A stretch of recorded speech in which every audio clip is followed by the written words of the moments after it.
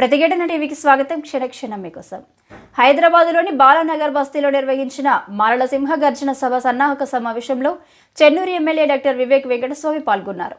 సభలో ఆయన మాల కమ్యూనిటీ సమస్యలపై దృష్టి సారించి వారి హక్కుల కోసం తన మద్దతు ప్రకటించారు. ఈ సందర్భంగా ఆయన మాట్లాడుతూ మాల కమ్యూనిటీకి సమాన హక్కులు, న్యాయమైన ప్రాతినిధ్యం కల్పించడంలో ప్రభుత్వ బాధ్యతను గుర్తు చేశారు. సమాజంలో సామాజిక న్యాయ పరిరక్షణకు జరుగుతున్న ఈ ప్రయత్నాలను ప్రశంసిస్తూ ప్రజలంతా ఐక్యంగా ముందుకు సాగాలని పిలుపునిచ్చారు.